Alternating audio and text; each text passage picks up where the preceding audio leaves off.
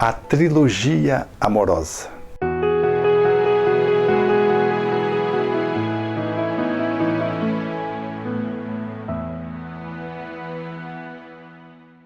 Você prefere amar ou ser amado? A quem devemos amar mais? Ao outro ou a si próprio? Devemos mais amar a Deus ou a nós mesmos? Há uma diferença nessa dialética da relação de amor um ao outro, um com o outro ou com Deus?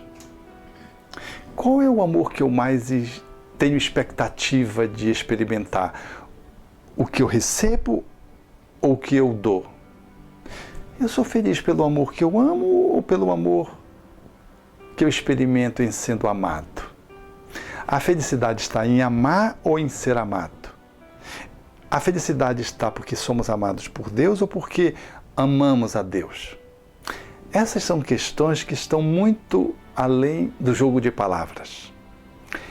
Ela tem uma compreensão, ela tem uma lógica. E a tradição judaico-cristã nos ajuda muito a entender isso. Efetivamente, o Velho Testamento já nos traz um repositório rico para que se possa entender como se pode viver uma vida adequadamente. Quando a lei, a Torá, a cultura judaica nos oferece, na verdade, 613 normativas, artigos, proposições, conceitos, leis, para que possamos viver a vida de uma forma melhor. Desses 613 ensinamentos, na verdade, 248 são afirmativas daquilo que deveríamos fazer. E 365 são daqueles que nós deveríamos evitar. São nãos. São, de uma certa forma, proibições. Isso tudo nós poderíamos resumir nos 10 mandamentos, recebido por Moisés no Monte Sinai, que fala do amor a Deus, no amor único, de um Deus só, que não deveríamos ter outros deuses, de honrá-lo através da reverência ao sábado, não pronunciando o seu nome em vão. Portanto, os 3 primeiros falam dessa relação com Deus e os 7 outros da relação com o outro. Mas se nós pudéssemos pegar esses 10 mandamentos, que já é, diríamos assim, uma certa síntese dos 613 mandamentos de toda a lei, nós poderíamos resumir os 10 em uma tríade, que é a tríade amorosa, que está posto por Moisés de uma forma clássica e bela. É amar a Deus sobre todas as coisas, como o principal e primeiro mandamento, e amar o outro, o próximo, como a si mesmo. O segundo mandamento, semelhante a este primeiro, na fala mosaica. Aí está, por assim dizer, tudo quanto poderíamos resumir de tudo quanto antes foi dito na tradição judaica e cristã. Porque quando Jesus comparece, ele vem exatamente viver esses mandamentos, viver esses 10 mandamentos, viver essa trilogia do amor a Deus, sobretudo, e do amor ao outro na medida do amor a si próprio. Aí está, portanto, a grande síntese da humanidade, que, se bem observada, nos levará à plenitude, a um espaço de felicidade, a uma consonância social de harmonia, de ordem, de crescimento. É a normativa para o indivíduo e para a coletividade como um todo. Mas aquilo que parece tão claro, tão simples, às vezes é desproporcional quando vamos tentar exercitá-lo, esses ensinos, essa trilogia. Nós, como que atropelamos esse processo e não conseguimos viabilizá-lo tal como talvez merecesse ser colocado na nossa vida do dia a dia. é que amar o próximo é a referência que Jesus propõe como o caminho para que se chegar no divino. Mas para chegar no próximo é necessário considerar que nós precisamos ter como medida de amor ao outro a medida a si próprio. Porque o mandamento é claro, amar o próximo como a si, significando, portanto, uma dialética profundamente lógica de que eu sou com você como você é comigo. Então, amar a si próprio talvez seja o grande desafio da atualidade, que não é de modo algum a egolatria, o egoísmo, o narcisismo, não é eu apenas perder nos meus interesses próprios em detrimento dos outros, não é eu ficar enfeixado no meu umbigo, eu olhar só para mim e não olhar para o outro, num pretenso amor a si mesmo. Não é, portanto, essa vaidade despótica que às vezes narcisicamente me encarcera num distanciamento da amorosidade. Perdido que fico muitas vezes nessa manifestação do ego, sem conseguir ultrapassá-lo e sem conseguir experimentar o amor que está além do ego, muito embora deva perpassá-lo. Quem se detém apenas nesse eu humano, nessa condição egóica, não conseguirá viabilizar o alto amor. Vai experimentar a egolatria, o egoísmo, a doutrina do ego, o egocentrismo. Vai, portanto, ficar nessa perspectiva de uma humanidade superficial sem transcendê-la, sem buscar a sua dimensão espiritualizante. É necessário, portanto, ir além do ego, para mergulhar nas nossas entranhas luminosas do espírito que somos, para poder, a partir desse lugar, experimentar o alto amor e assim viabilizá-lo, nutrindo, estruturando esse ego para que esse ego possa comportar-se de uma forma adequada em a humanidade. Não sendo assim, não lograremos o exercício do alto amor. Experimentaremos ensaios, mas nos perderemos nas manifestações da nossa humanidade egóica e em vão tentaremos amar o outro. Haverá uma grande crise e uma grande frustração, uma ruptura. Então, o que fazer?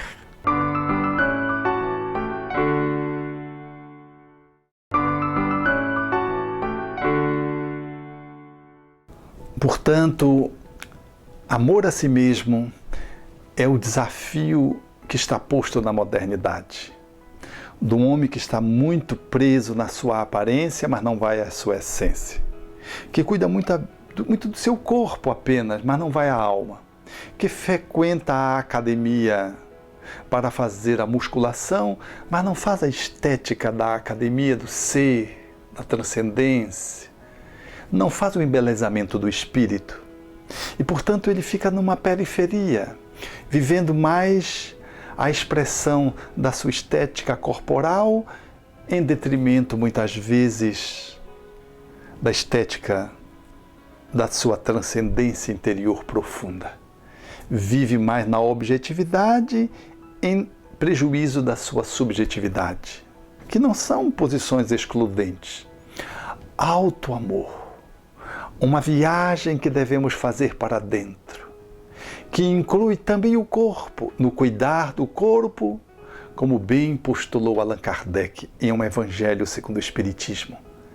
Mas é necessário para que possamos cuidar dessa casa física, que o seu habitante, o espírito que somos, ele possa encontrar-se, ele possa saber quem ele é.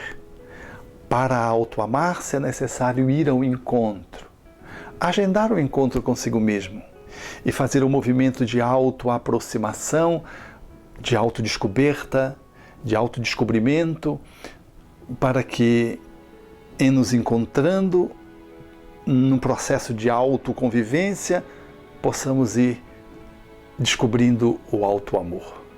O alto amor nasce, portanto, dessa viagem interior, aonde vamos encontrando sombra e luz, aspectos maduros, mas aspectos sombrios e maturos, áreas do nosso ser que são agradáveis, mas áreas que nós não conseguimos confessar nem para nós mesmos, quanto mais para os outros. Áreas que nós nem nos apercebemos e que vamos descobrindo à medida que vamos mergulhando, porque elas são hostis, desagradáveis, aversivas, repulsivas.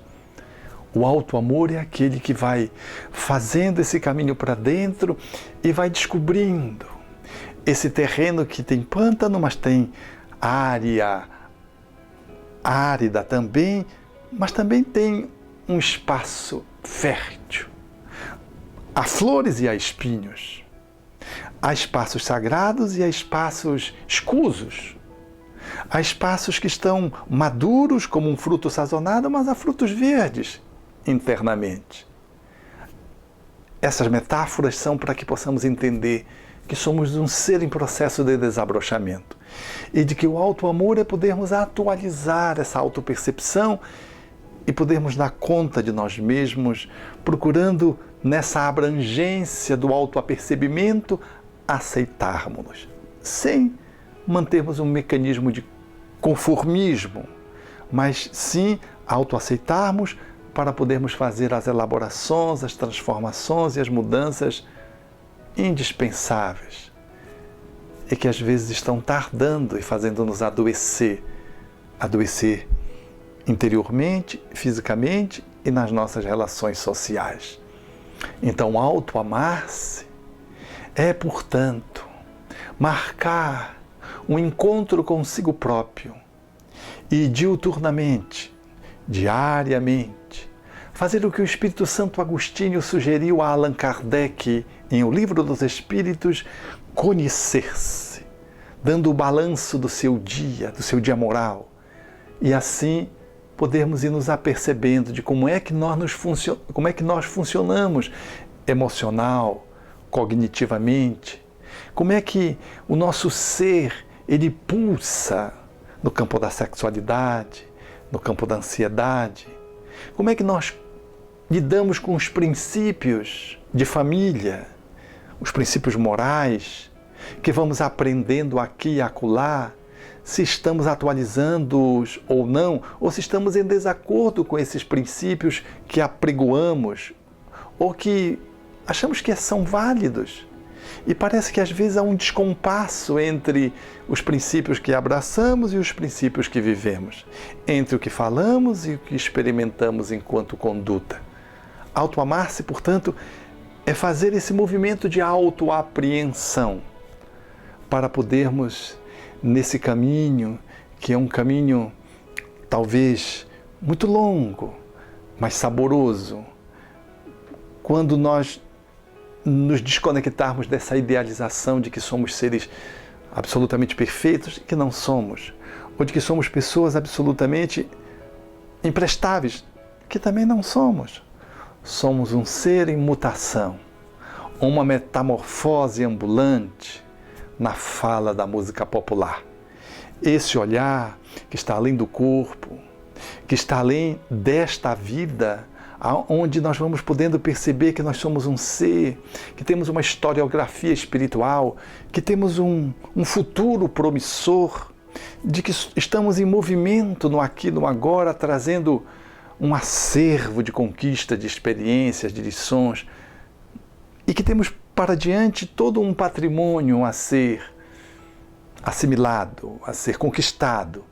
E de que no aqui e no agora trazemos conflitos, é verdade, mas também trazemos áreas lúcidas, de que já conseguimos amar a alguns aspectos com muita clareza, vamos nos dando conta disso, mas vamos nos dando conta também de que aquilo que nós chamamos amor nem é amor a nós mesmos e aos outros. Esse olhar para si próprio, como você está vendo, é um desafio para o alto amor. Esse caminho para a boa autoestima, o bem-querer, marcar um encontro conosco mesmo para estabelecer uma relação de enamoramento de si próprio por uma vida inteira. É o grande desafio daquele que está se abrindo para o alto amor. Uma viagem sem fim, graciosa, crescentemente bela, de alta gratificação, única, possível de nos fazer conectar com o outro. Porque é essa experiência cumulativamente posta, esses recursos e competências que vamos desenvolvendo, são essas aptidões, esses talentos que nós vamos usar para lidar com o nosso planeta azul, com os grupos sociais, com a nossa família, com os animais, com os vegetais e com a dinâmica da espiritualidade. Nós seremos para fora na medida em que somos conosco mesmo. Então, a medida com que nós vamos nos exteriorizar para fora, ela tem a exata medida daquilo que já conseguimos dentro de nós mesmos estabelecer enquanto construção.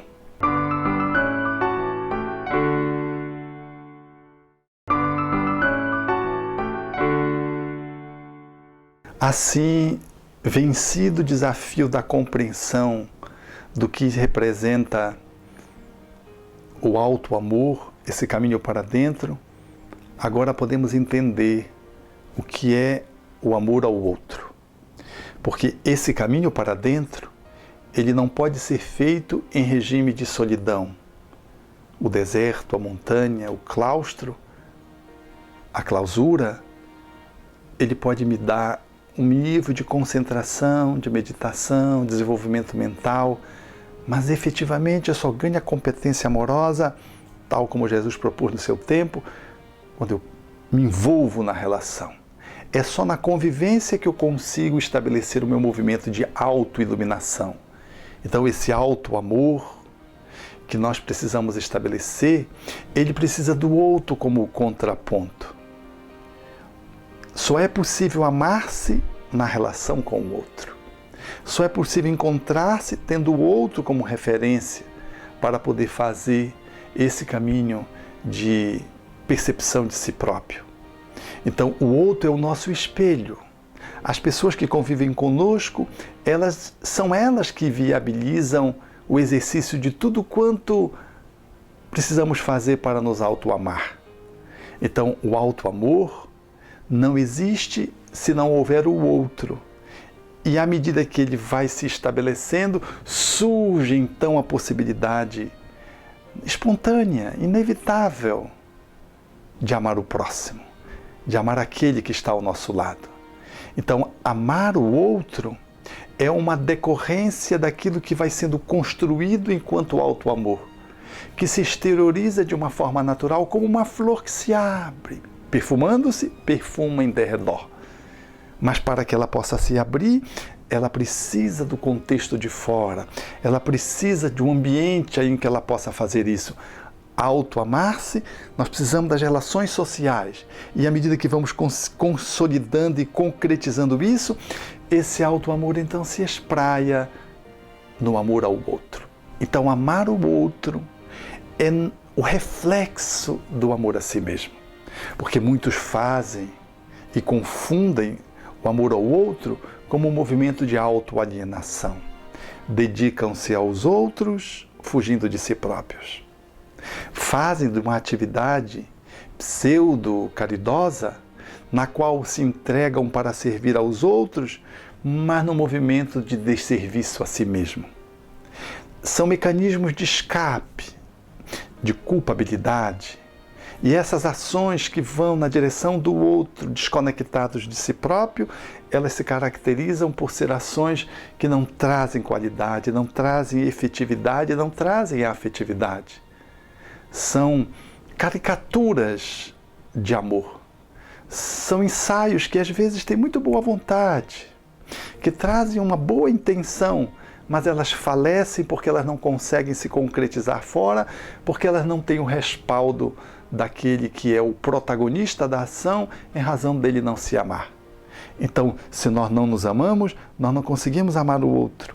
E por mais que nos esforcemos por fazer isso, nós vamos denunciar a nossa fragilidade, porque nós somos com o outro aquilo que nós somos conosco mesmo. Não podemos dar para o outro aquilo que nós não damos para nós mesmos. Se nós não damos amor para nós mesmos, se nós não bem queremos, como é que nós vamos amar o outro ou bem querer o outro? Se eu não me respeito, como respeitar o outro? Se eu não consigo me nutrir afetivamente, emocionalmente, lidando com as minhas emoções de raiva, tratando os meus medos, cuidando da minha ansiedade, estabelecendo os meus valores morais no cultivo dessas virtudes, como é que eu vou conseguir lidar nessa relação com o outro, com a agressividade do outro que vai encontrar a minha, com o medo do outro se eu não consigo trabalhar o meu, com a ansiedade que é tóxica em mim diante da ansiedade tóxica do outro, da fragilidade dos meus valores morais diante do outro que apresenta-se com chagas éticas e morais no seu comportamento. É impossível, portanto, ser com o outro se nós não conseguimos ser conosco. Não é um jogo de palavras. É uma relação que tem absoluta lógica e por isso Jesus tinha razão quando evocou a fala de Moisés, mostrando que o amor ao próximo se estabelecia no amor ao outro em regime de consonância. É amar o outro como a si. É só nessa circunstância, portanto, em se amando, que nós vamos naturalmente já conseguindo apresentar para o outro a manifestação com que nós nos banhamos. E aí, esse amor ao outro, ele efetivamente revela a caridade, que é a excelência da amorosidade, que é, portanto, o resultado de um sentimento que vai desabrochando de mim mesmo, em relação a mim mesmo, para o outro e que vem das minhas entranhas, que está além do ego. E por isso, em vitalizando o ego não consegue impedir, através do egoísmo, do orgulho, do narcisismo, que eu possa ser com o outro. O meu interesse não colide em atender o interesse do outro. O ato da solidariedade, portanto, ela suplanta os limites da indiferença. E eu consigo, então, nesse caminho de poder exercer e viver essa amorosidade dialética, eu consigo experimentar, então, o encontro com o Criador. Eu só consigo amar a Deus se eu tenho no outro a ponte para chegar nele. Mas eu só consigo chegar no outro se eu conseguir chegar em mim mesmo. Mas eu só consigo chegar em mim mesmo se eu tiver o outro para poder aprender a me amar-me. Amando-o e encontrando Deus. A trilogia, portanto, ela fala desse encontro mágico, através do qual o amor é a centralidade da vida e que reflete a síntese desse grande encontro com o divino, quando eu encontro o outro através do amor que está em mim e que se expressa para o outro, manifestando a presença da divindade na nossa relação. Quando amamos alguém, estamos diante de Deus, ali revelado nesse sentimento que se configura brilhante e belo. Quando conseguimos nos amar, é impossível viver na solidão e guardar esse sentimento em regime de exclusividade. Nós exteriorizamos no telefonema, na janela, no trânsito, na convivência social, na família, no trabalho, de que nós estamos bem conosco mesmo. E tratamos bem o outro que caminha conosco, que está conosco, que passa na via pública por nós. Porque quem está bem consigo próprio não consegue estar de mal com o outro. Por isso Jesus tinha razão ao dizer que a síntese de tudo que tinha sido dito antes dele poderia ser resumida: amar a Deus sobre tudo e ao outro como a si próprio.